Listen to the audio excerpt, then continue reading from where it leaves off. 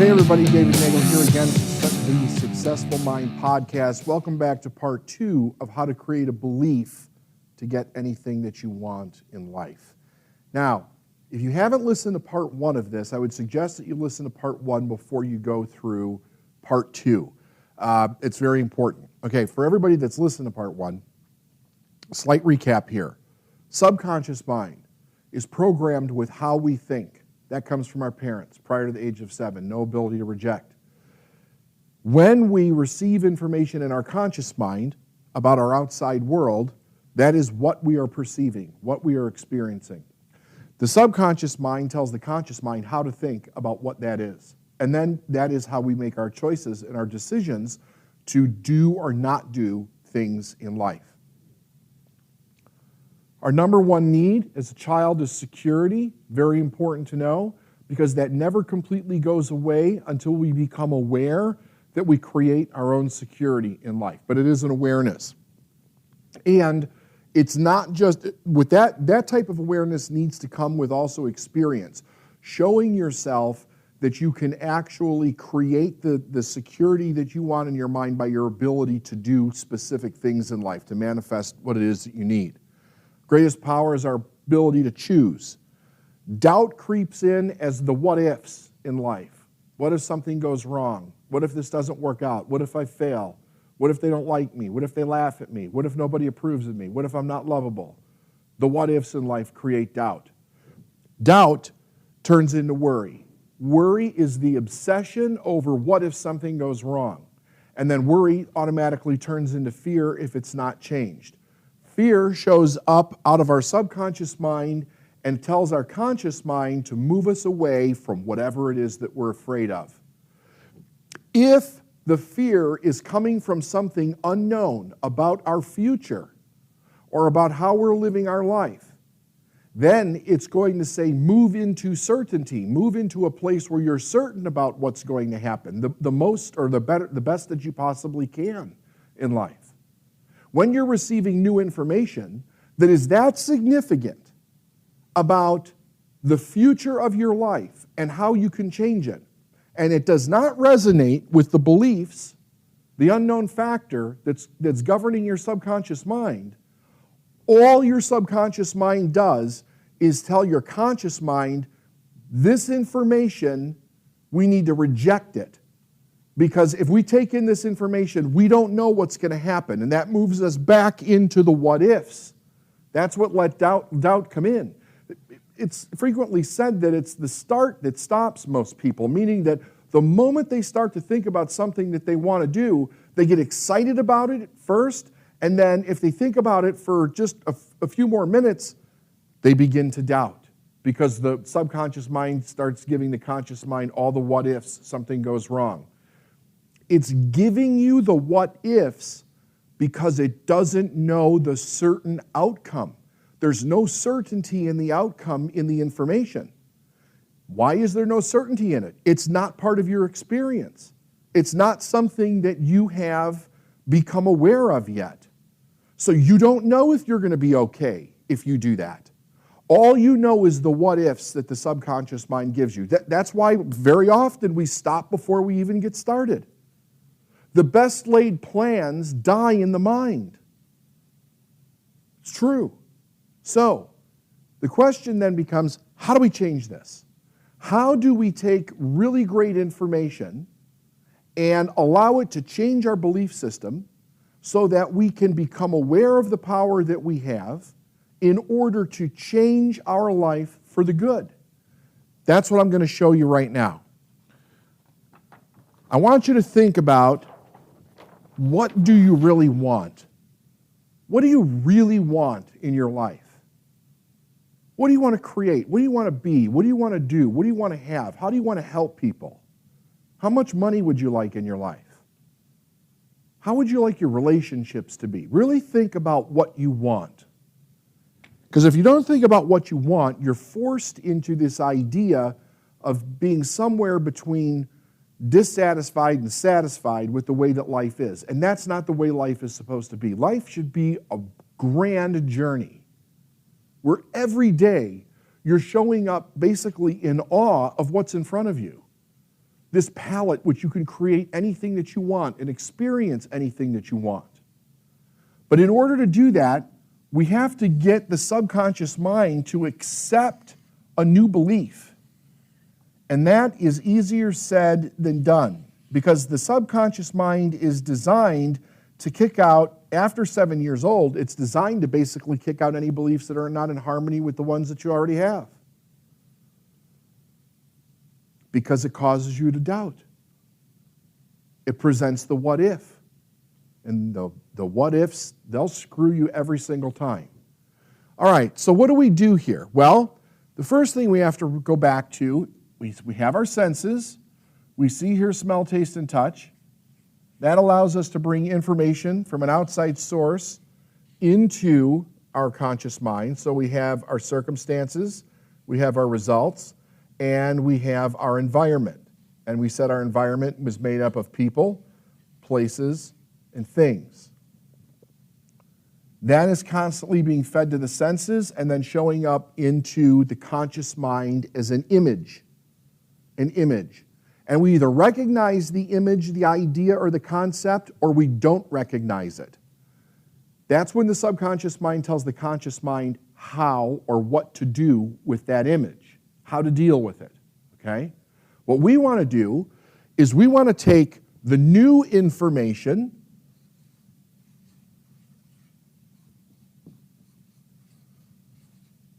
about our power and our ability to create,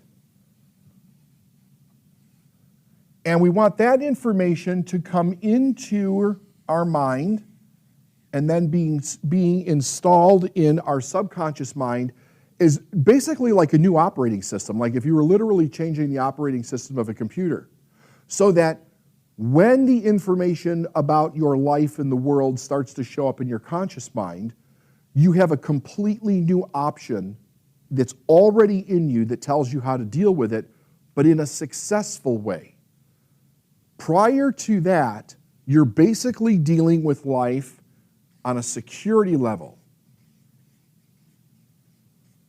That means that as the information comes in, all of the programming that you have teaches you how to deal with life so that you can stay safe. Here's something that's very important, and you probably want to make a note about this and actually really think about it. There is no such thing as safety. There's no such thing as safety. Safety is an idea in the mind, and it is a way of being that we teach to children in order to make better choices in life. But the truth is, nobody is really safe in the way that we like to think that we are. So it's an illusion that we project onto ourselves about the state of being that we're in. And part of the problem with that illusion is it keeps people from experiencing the discomfort enough in order to make a significant change in their life.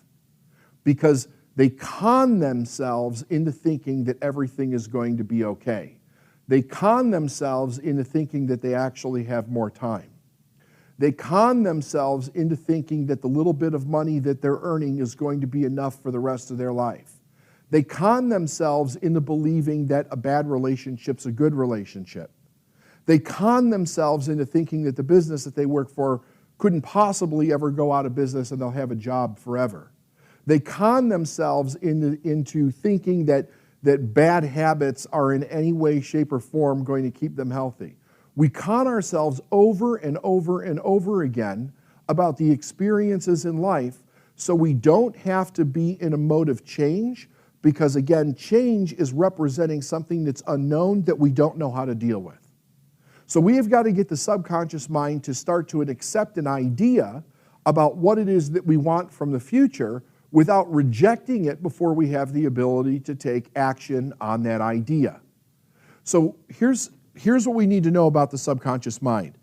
The subconscious mind basically is totally deductive in nature, meaning that whatever is turned over to it, it must accept. It doesn't have the ability to reject. And then it will manifest itself through the easiest form possible, which is with and through the physical body. The conscious mind, however, is both inductive and deductive in its ability to reason. Now, what does this mean? So let's look at it this way, because there's a lot of different ways to describe this. Inductive meaning that we have choice. This is the side that has choice. Deductive meaning that we don't have the ability to choose. Both of these exist in the conscious mind. Now, when we're being presented with an idea that's got the subconscious mind on heightened alert, it's constantly sending a message up here to choice, and it's saying, I don't know, you better think twice about that. What if? But if we start to fall in love with an idea, if we don't question the idea, if it's something that we really want, and we allow ourselves to move into a state of receiving, that means basically a state of not resisting what's coming up. We open up this side of our mind and the message goes right in, or begins to go in, and we form a new belief in our subconscious mind. Now, how do we do that? There's a few ways to do this, and I recommend that you do all of them basically at the same time. So one of the first ones is that we allow truth to be our new guide. Truth simply means, number one, it presupposes that you understand the truth, or that you not even understand it, but know what it is. And then you make a conscious choice to follow that truth regardless of the fear, doubt, and worry that's popping up out of your subconscious mind that's telling you not to do it. Now, the difficult part about this is that there's difficulty to it because you're constantly in your conscious mind. You're consciously using your conscious mind to flip over or to switch to a conscious choice, to reject what you're experiencing subconsciously, which is also the feeling mind, by the way. It's the emotional mind. The conscious mind is the thinking mind. And then step into whatever the truth is. So a way that you would do that is that you find out the truth about something. And even though your subconscious mind is rejecting the idea, you engage your power to choose and you follow that truth no matter what. I think that we all need to do that. And the reason that we need to do it is because it exercises our ability to choose. It exercises our ability to make a commitment.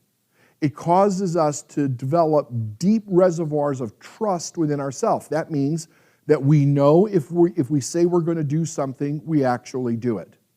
Some people have so destroyed the relationship of trust with themselves that they know the second they start to say something, they're damn well not going to do it at all.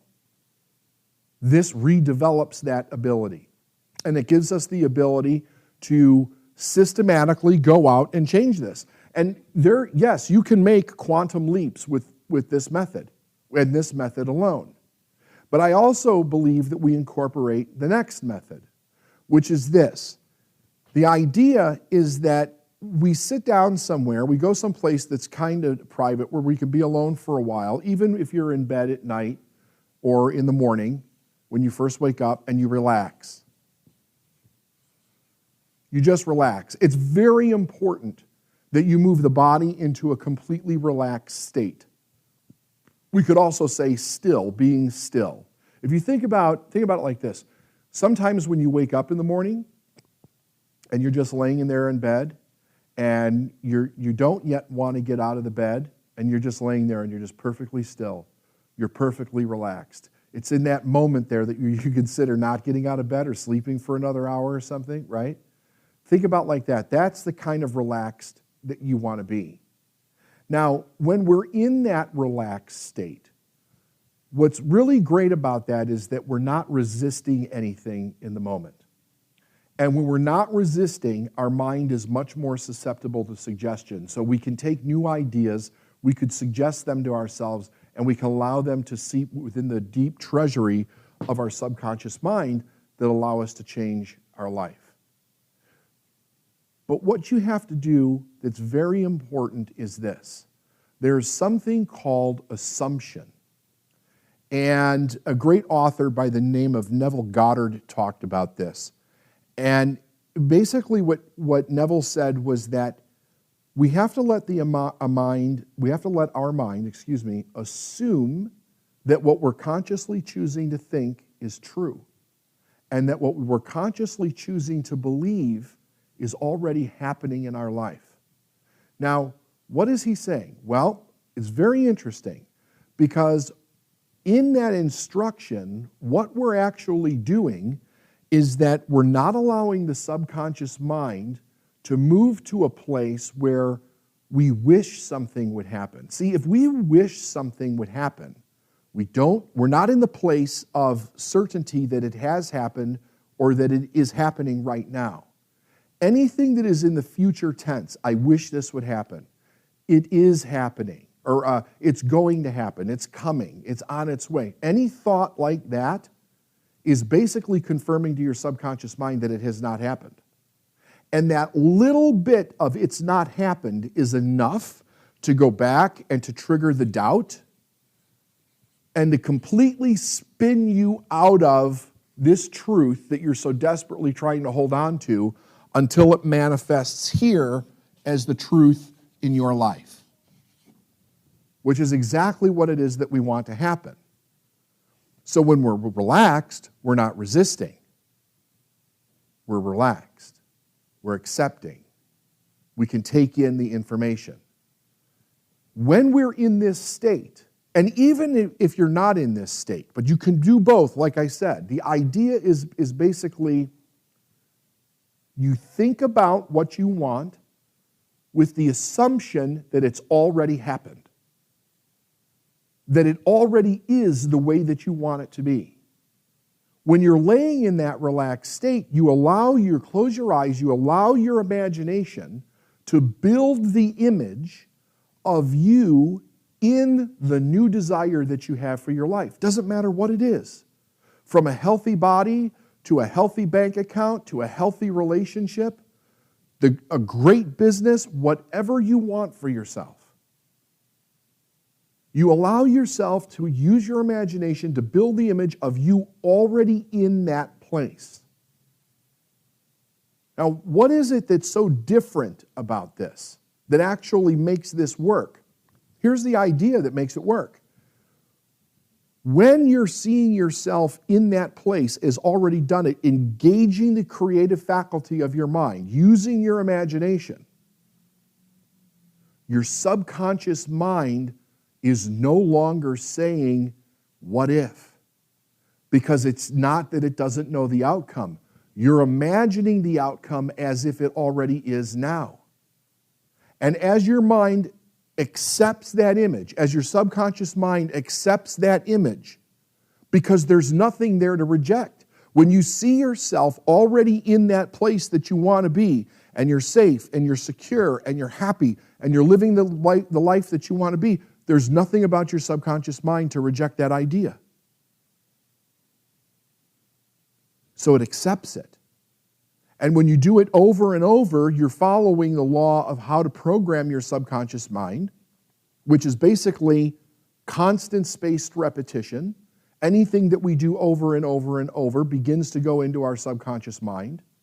Anything that we do over and over and over with great emotion goes in even faster, because any kind of sudden emotional impact also allows things to go into your subconscious mind. That's how people develop fears when they get in an accident or something so fast, because the conscious mind doesn't have the ability to reject it. It bypasses that ability to choose. So when you're laying there in a relaxed mode and you build that image of what it is that you want and you see yourself already in it, your subconscious looks at that, and it does, because the subconscious mind does not know the difference between what is imagined and what is real, it doesn't see it as a threat. So it doesn't resist it. So the more you build that image, the more you hold on to that image, the more you impress that image with the assumption that it's real, not wishing for it, not being in a wanting or a longing or it's coming, but in your mind, you're actually seeing it as your reality. That's when your subconscious mind begins to accept it and it stops rejecting it. Now, what does that do? Why is that so powerful? Because then your subconscious mind now tells your conscious mind it becomes a new reality subconsciously. It tells your conscious mind to look with your senses and see the pieces that need to complete that picture that are outside of yourself, which usually comes in the form of opportunity. It puts it on heightened awareness for those things to complete that picture.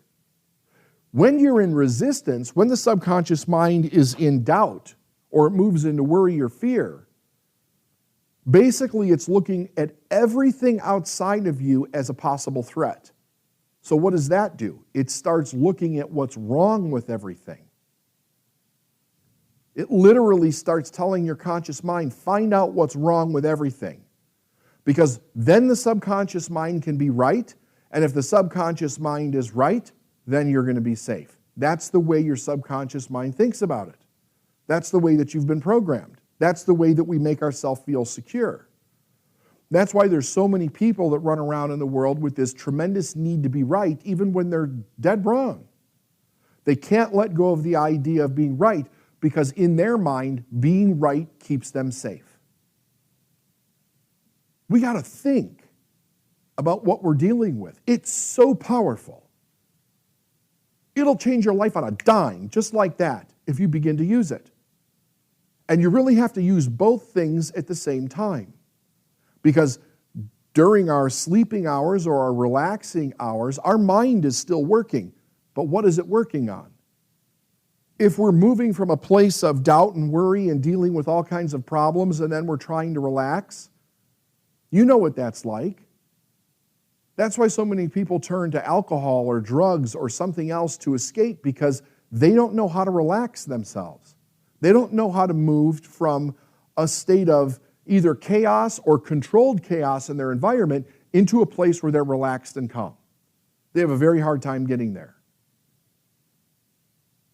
And some people, when they're sleeping, they're not even relaxed. They've got so much going on internally.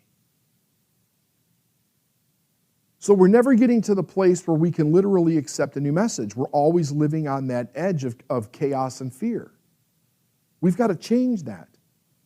And then in our waking hours, when we're actually working toward the thing that we want, we constantly hold it in our mind and see it as something that we already have. And we're grateful for it now.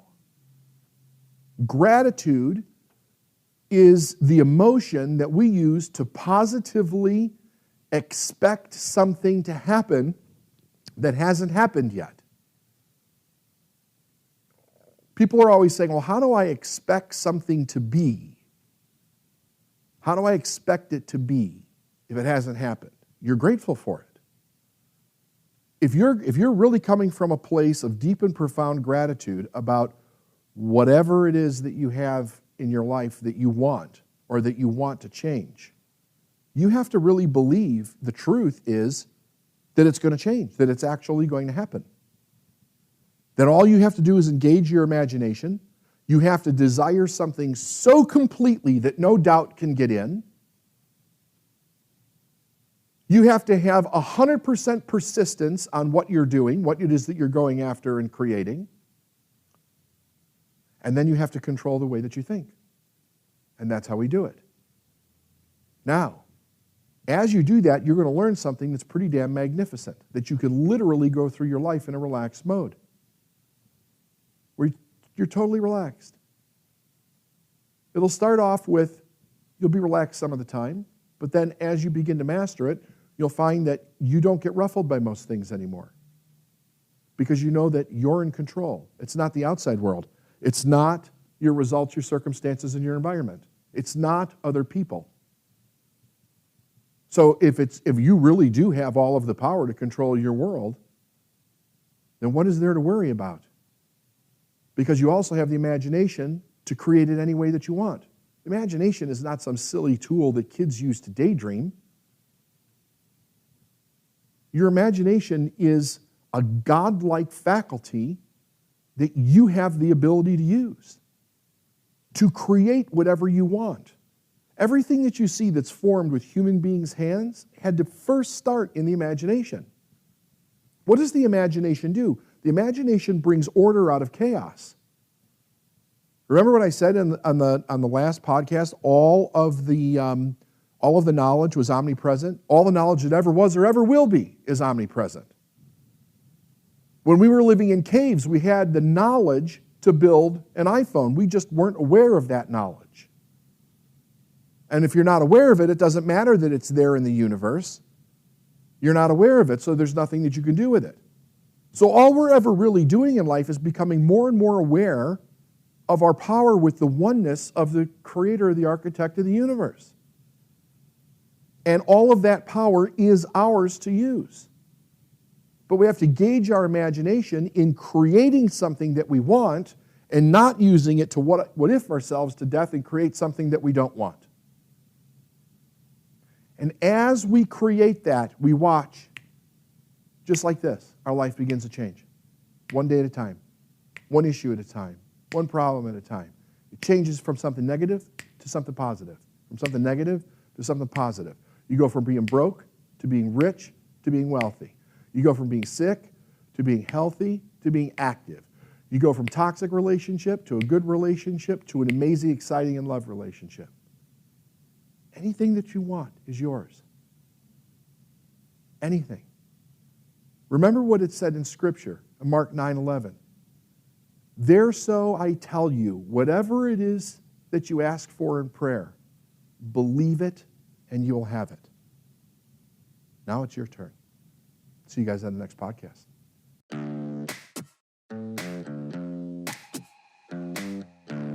Thanks for listening to the Successful Mind podcast. And if you like what you heard and you want to know more, go to davidnagel.com/free stuff.